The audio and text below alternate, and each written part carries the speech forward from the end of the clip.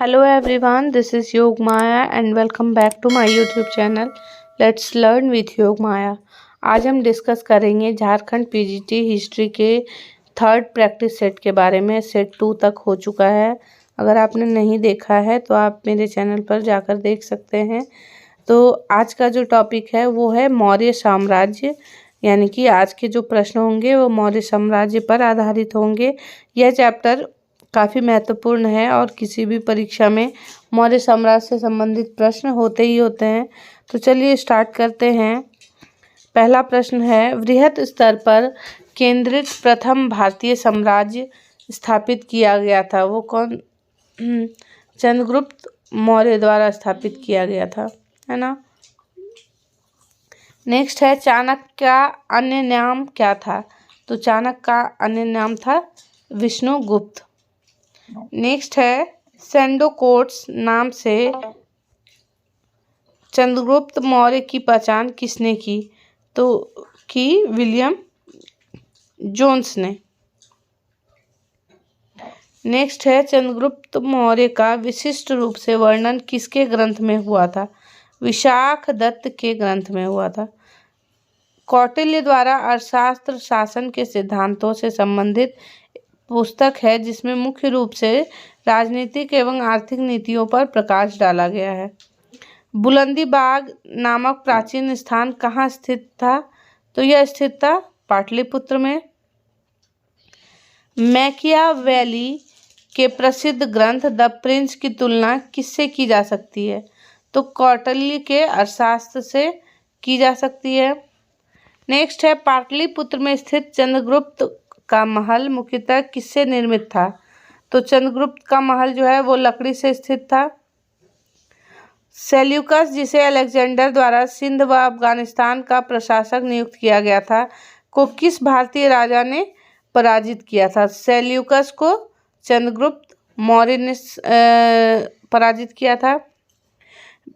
बिंदुसार ने मैत्रीपूर्ण पत्र व्यवहार में सीरिया के शासक एंटियोकस से 3 वस्तुओं मीठी मदिरा, सूखी अंजीर तथा एक दार्शनिक की मांग की थी। दार्शनिक को छोड़कर अन्य वस्तुओं को एंटियोकस ने बिंदुसार के पास भेजा था। कुम्हरहार नामक स्थल से किस प्राचीन नगर के अवशेष प्राप्त हुए हैं? तो यह जो है पाटलिपुत्र नगर के अवशेष प्राप्त हुए हैं। किसने सहिष्णुता, उदारता एवं करुणा के त्रिविध आधार पर राजधर्म की स्थापना की? तो सम्राट अशोक ने की। सेंडोकोट्स चंद्रगुप्त मौर्य और सिकंदर महान की भेंट का उल्लेख किसने किया है? जास्टिन ने। नेक्स्ट है, मालवा, गुजरात एवं महाराष्ट्र को किस शासक ने पहली बार जीता था? चंद्रगुप्त मौर्य ने।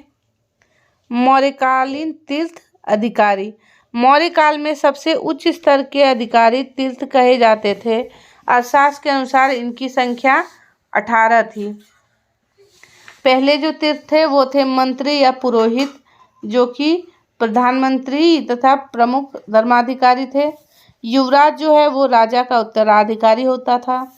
सन्निधाता जो है राजकीय कोषागार का प्रधान अधिकारी होता था या कोषाध्यक्ष होता था। समाहर्ता राजस्व विभाग का सर्वोच्च अधिकारी वित्त मंत्री या कर संग्राहक होता था। मंत्री परिषद अध्यक्ष वह जो होता था वह मंत्री परिषद का अध्यक्ष होता था। प्रदेष्टा फौजदारी न्यायालय का न्यायाधीश कमिश्नर होता था। व्यवहारिक जो है दीवानी न्यायालय का प्रमुख न्यायाधीश होता था। नायक जो है सेना का संचालक या नगर रक्षा का अध्यक्ष होता था। सेनापति सर्वोच्च सैन्य कमांडर या सेनाध्यक्ष। अंतर्वशिक जो होता था वह सम्राट का अंगरक्षक, बॉडीगार्ड या सेना का प्रधान अधिकारी होता था। कर्मांतिक जो है उद्योग धंधों व कारखानों का प्रधान निरीक्षक होता था। प्रशासता जो है राजकीय आज्ञाओं को लिपिबद्ध करने तथा राजकोषीय दस्तावेजों को सुरक्षित रखने वाला होता था। दंडपाल सैन्य सामग्री का प्रबंध करने वाला प्रमुख अधिकारी होता था। दुर्गपाल जो है देश के भीतरी दुर्गों का प्रबंधक होता था। अंतपाल जो है वह सीमावर्ती दुर्गों का रक्षक होता था। आटविक वन विभाग का सर्वोच्च अधिकारी। दैवारिक जो है राजमहल का प्रबंध और देखरेख करने वाला प्रधान अधिकारी। और नागरक जो होता था वह नागर का सर्वोच्च अधिकारी होता था। मौर्यकालीन अधिकारी पौतवाध्यक्ष का प्रमुख कार्य क्या था? वह था मापतौल का प्रमुख अधिकारी था पौतवाध्यक्ष। किस मौर्य दक्कन की विजय शासक ने प्राप्त की थी? तो चंद्रगुप्त मौर्य ने। किस अभिलेख से प्रमाणित होता है कि चंद्रगुप्त मौर्य का प्रभाव पश्चिम भारत पर था? तो यह जो है रुद्रदामन के जूनागढ़ अभिलेख में अभिलिखित है, जिससे कि चंद्रगुप्त मौर्य का प्रभाव पश्चिमी भारत पर था, यह पता चलता है। चंद्रगुप्त मौर्य अपने जीवन के अंतिम दिनों में श्रवणबेलगोला चले गए, जहां उन्होंने जैन विधि से उपवास पद्धति के द्वारा प्राण त्याग दिए। मगध साम्राज्य में रज्जुक किसे कहा गया है? तो मगध साम्राज्य में मौर्य शासन में भूमि मापक अधिकारी को रज्जुक कहा गया। ब्राह्मी लिपि की प्रथम पहचान किस पर उत्कीर्ण अक्षरों से की गई? पत्थर की पट्टियों पर। सम्राट अशोक का शिलालेख शाहबाजगढ़ी से प्राप्त हुआ, यह स्थान कहाँ है? यह पेशावर पाकिस्तान में स्थित है। अशोक के शिलालेखों में प्रयुक्त भाषा कौन सी है? प्राकृत भाषा। नेक्स्ट है अशोक के शिलालेख और उनके खोजकर्ता और किस वर्ष उन्होंने खोज की। तो जो है धौली अभिलेख जो है यह किट्टो ने खोजा वर्ष 1837 में। भाबरू शिलालेख जो है कैप्टन बर्ट ने खोजा 1840 में। बाबर व नागार्जुनी गुफा यह जो है हैरिंगटन ने 1785 में। दिल्ली टोपरा जो है अभिलेख वह कैप्टन पोलियर ने 1785 में ढूंढा। दिल्ली मेरठ स्तंभ लेख जो है पेड्रेव टेपेंथल ने 1750 में। मानसेहरा जो है अभिलेख कैप्टन ले ने 1889 में ढूंढा। नेक्स्ट है कालसी शिलालेख जो है वह जॉन फॉरेस्ट ने 1860 में ढूंढा। रुमिनदेई फिरहर ने ढूंढा 1896 में। जौगढ़ अभिलेख सर वाल्टर इलियट ने 1850 में ढूंढा। गिरनार शिलालेख लेफ्टिनेंट कर्नल टार्ड ने 1822 में ढूंढा। शाहबजगढ़ी अभिलेख एक फ्रांसीसी अधिकारी ने 1836 में ढूंढा। इलाहाबाद स्तंभलेख टी.एस. बर्ट ने 1834 में ढूंढा। मास्की अभिलेख जो है बीडेन ने 1915 में ढूंढा। निगाली सागर अभिलेख फिरहर ने 1895 में और रामपुरवा कलाइल ने 1872 में और सारनाथ स्तंभ को आर.एल. स्टाइन ने 1905 में ढूंढा था। तो ये सारे अभिलेख हो गए उनको ढूंढने वाले और वर्ष जो है। नेक्स्ट है अशोक ने बौद्ध होने के बाद भी हिंदू धर्म में आस्था नहीं छोड़ी, इसका प्रमाण किससे मिलता है? तो यह जो है देवनाम प्रियदर्शी देवों का प्यारा उपनाम से, यानी कि जो है सम्राट अशोक का जो है एक उपनाम था जिसको देवनाम प्रियदर्शी के नाम से उन्हें जाना जाता था, यानी कि वो देवों के प्यारे थे, यानी कि उनकी आस्था हिंदू धर्म में भी बनी रही थी। नेक्स्ट है प्राक अशोक ब्राह्मी लिपि का पता किस स्थान से पता चलता है? तो यह श्रीलंका स्थित अनुराधापुर से पता चलता है। सारनाथ स्तंभ का निर्माण किसने करवाया था? सम्राट अशोक ने। भारतीय उपमहाद्वीप का प्रथम शासक कौन था जिसने अभिलेखों के माध्यम से शासनादेश जारी किए? तो ये सम्राट अशोक थे जिन्होंने अपने विभिन्न शासन के संबंधित आदेश विभिन्न अभिलेखों के माध्यम से बताए हैं। वह कौन सा स्तंभ है जिसमें अशोक ने स्वयं को मगध का सम्राट बताया है? तो भाबरू स्तंभ जो है जो राजस्थान में है उसने अशोक ने अपने आप को मगध का सम्राट बताया है। ब्राह्मी लिपि में लिखे अशोक के शिलालेखों को सर्वप्रथम जेम्स प्रिंसेप ने पढ़ने में सफलता प्राप्त की थी, यानी कि अशोक के जो शिलालेख हैं वो ज़्यादातर ब्राह्मी लिपि में लिखे गए थे। अशोक के किस अभिलेख से धम्म महामात्रों की नियुक्ति की सूचना मिलती है? 5वें वृहद शिलालेख से। गुर्जरा लघु शिलालेख कहाँ है? तो यह मध्य प्रदेश के दतिया जिले में है। मौर्य काल में भूमि कर जो कि एक राज्य की आय का प्रमुख स्रोत था किस अधिकारी द्वारा एकत्रित किया गया? यह सीता अध्यक्ष द्वारा एकत्रित किया गया। मध्य प्रदेश स्थित सांची के स्तूप का निर्माण किस मौर्य शासक ने करवाया? तो सम्राट अशोक ने करवाया। मौर्य राजवंश के शासकों के सुदूर देशों जैसे सीरिया, मिस्र के साथ राजकीय संबंध थे। उत्तराखंड में सम्राट अशोक के शिलालेखों की एक प्रति किस स्थान से प्राप्त हुई है? कालसी से प्राप्त हुई है। प्रसिद्ध यूनानी राजदूत मेगास्थनीज भारत में किसके दरबार में आया था? चंद्रगुप्त मौर्य के समय में आया था वह। अब जो है अधिकारी जो हैं उनके विभाग दिए गए हैं।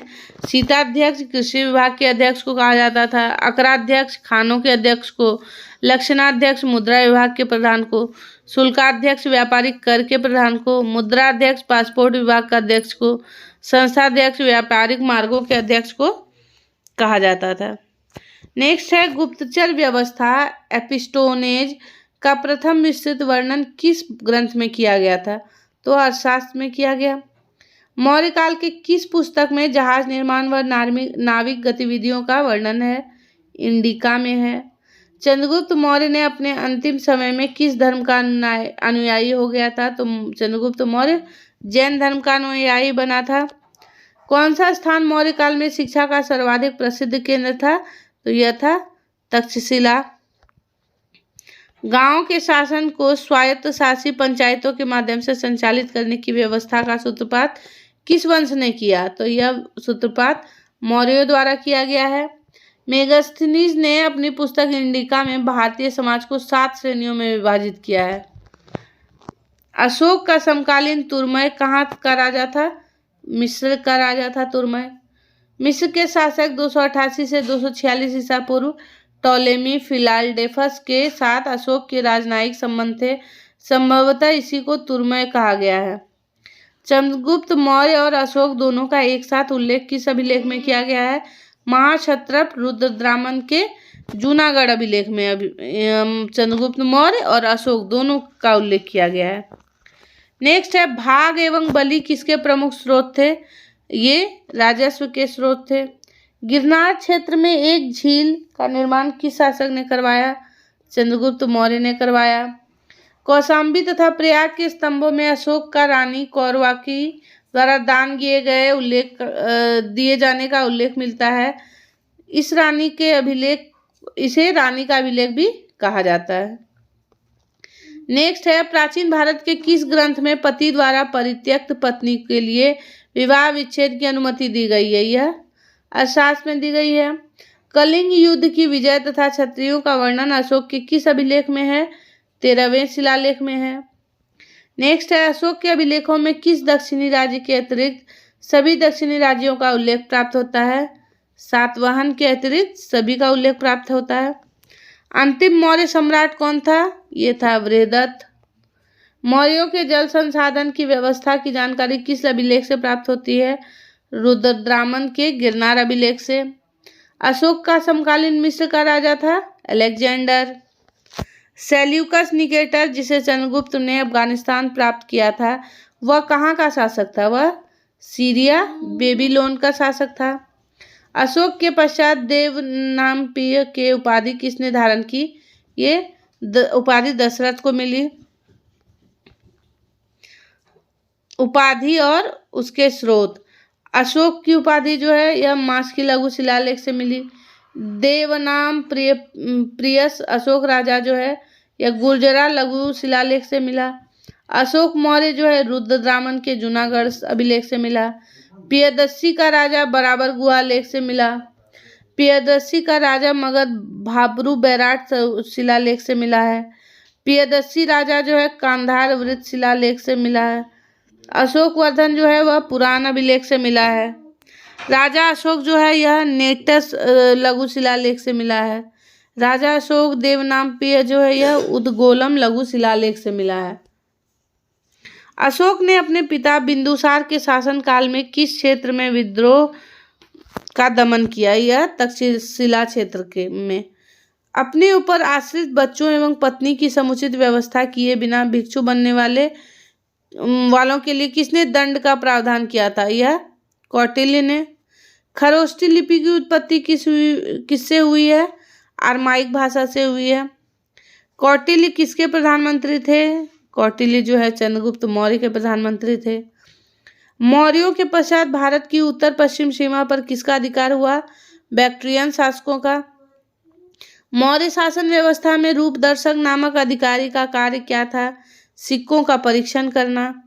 वह मौर्य राजा जो अमित्र घात के नाम से जाना जाता है कौन था? वह था बिंदुसार। मौर्य काल में जो है चांदी और तांबे की सिक्कों का उल्लेख मिलता है और चांदी के सिक्कों का 4 प्रकार था, पर्ण, अर्धपर्ण, पाद और अष्टभाग। तांबे के सिक्कों का माशक, अर्धमाशक, काकनी और अर्धकाकनी, ये सारे मुद्राओं के प्रकार थे। तो आज हमने देखा मौर्य साम्राज्य के विभिन्न प्रश्नों को। आशा करती हूँ यह वीडियो आपके लिए महत्वपूर्ण रहेगा। मेरे चैनल को सब्सक्राइब करें ताकि आगे आप मुझसे जुड़े रहें। तब तक के लिए